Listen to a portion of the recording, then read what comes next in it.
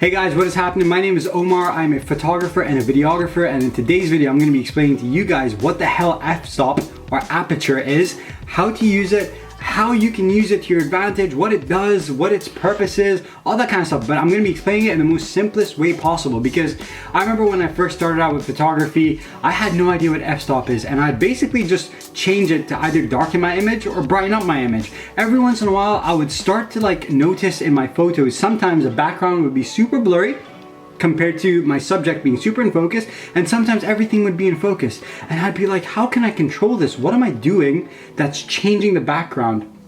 What am I doing to blur out the background while my subject is in focus, and how do I control that?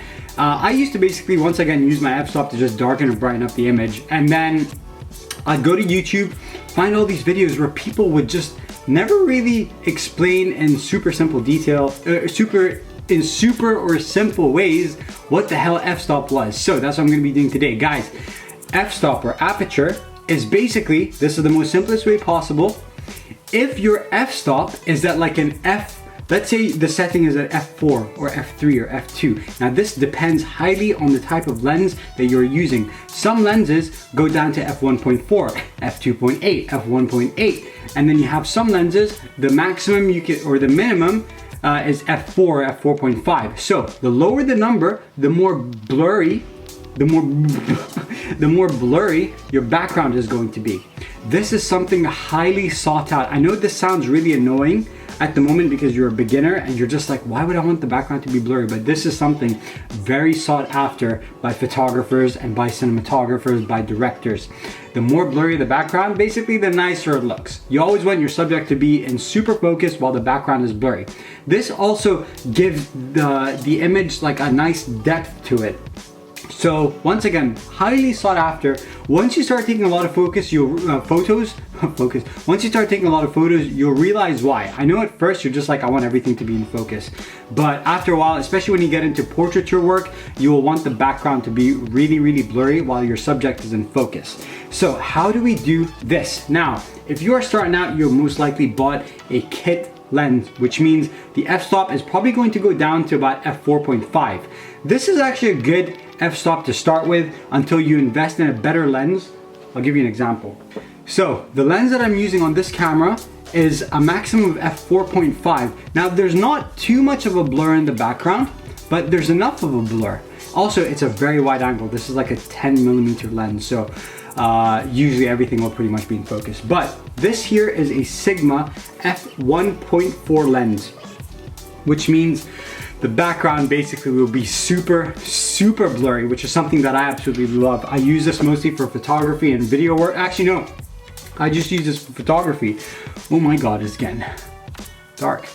So I use that for photography purposes, especially for portraiture. Now, when I take landscape photos, I don't really need that because everything is super wide. So I'm happy with like an f4.5. But let's say, for example, I'm taking a picture of a bird and I want the bird to be super in focus while the background is blurry. This is when I introduce a lens where the f-stop can go down to f2.8 or f1.8 or f1.4. The lower the number, the blurrier the background is going to be. Now, let's say you have an f4.5 lens because it's a kit lens and you really want your subject to be in focus while the background's super blurry. Let's say, for example, you're taking the photo, the background isn't as blurry as you want it to be. How do you do this?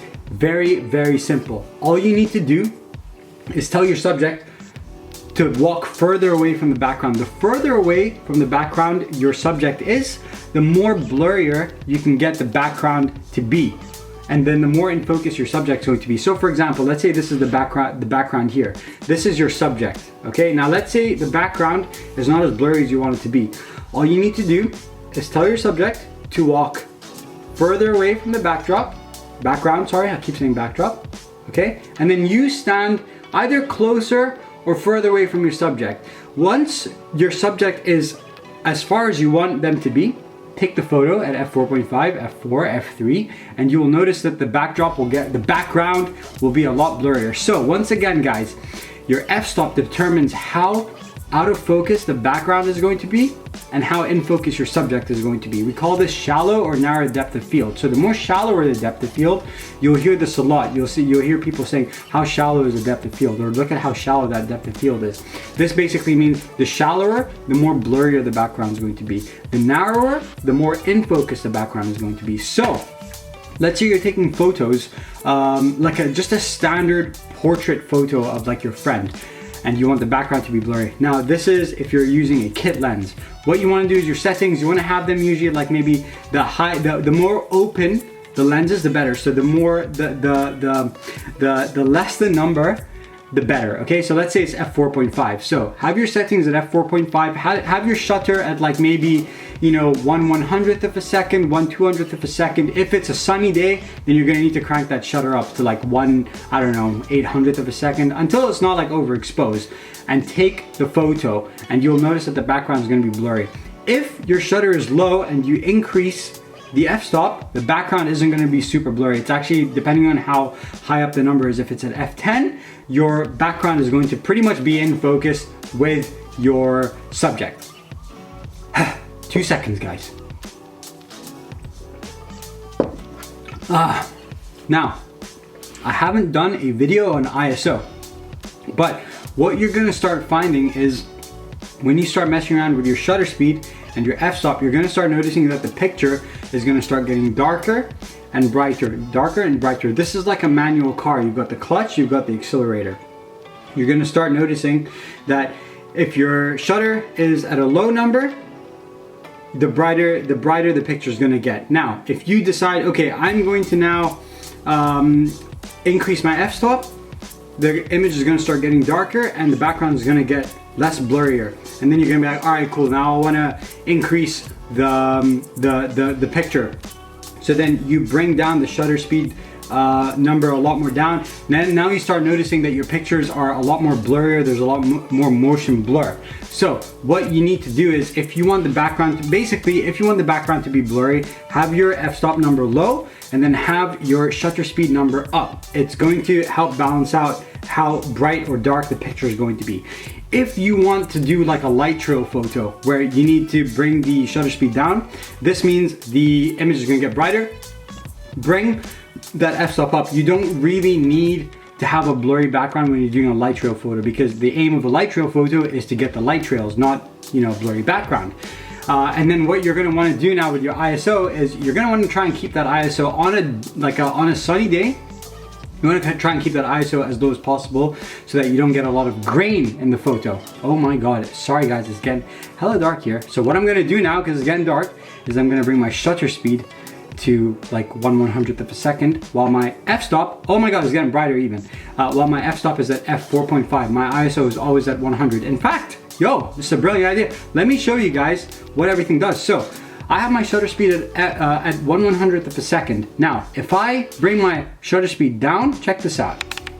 Okay, image is getting brighter. Okay, now this is 1/30th of a second. For video, this is as low as my shutter speed is gonna get for video. So I'm gonna bring my shutter speed back up to 1/100th. This is my favorite default kind of number for shutter speed. Now, I'm gonna bring my ISO up, right? Check this out.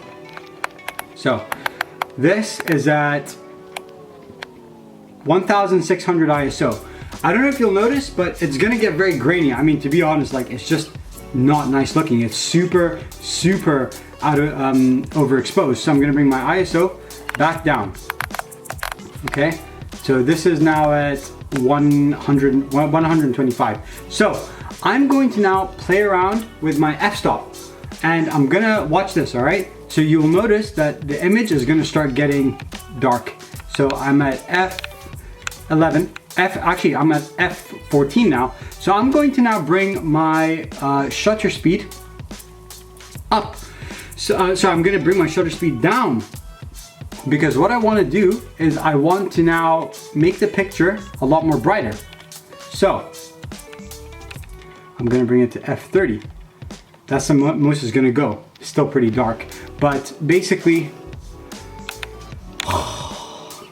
what you'll notice if it was brighter is that my background is in focus as well as me. I'm also in focus. So I'm gonna just bring that back to normal now.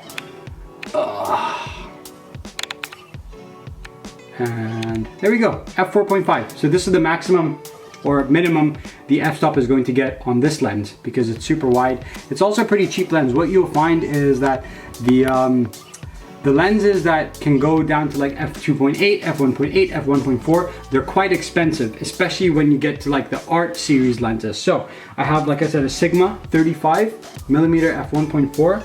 I'll also have on my video camera a Sigma 18 to 35mm f1.8, and that is a constant f1.8, which means if I zoom in, it's going to stay at f1.8. So for example, you do get lenses where when you zoom in, the f-stop changes. So for example, with this one, it's changed to now f5.6, and then I bring it back out, it changes to an f4.5. So you sometimes have lenses like that.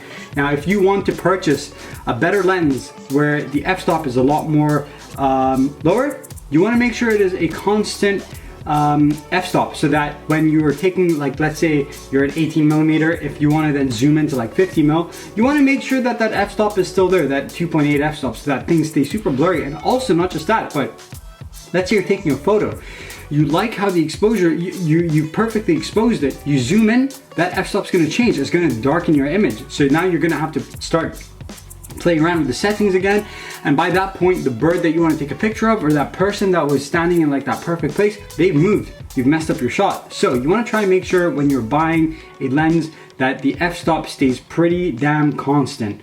But that is it for me, guys. I hope I explained this properly. I know I rambled on a bit too much, so if you want a quick sum up, your f-stop determines how blurry the background is to how in focus you are. So the lower the f-stop, the more blurrier the background is going to be. The higher the number, the less blurry the background is going to be. And that is it, guys. If you enjoyed this video, make sure you like, comment, and follow me on Instagram, and subscribe. In the meantime, guys, have a good day. Peace.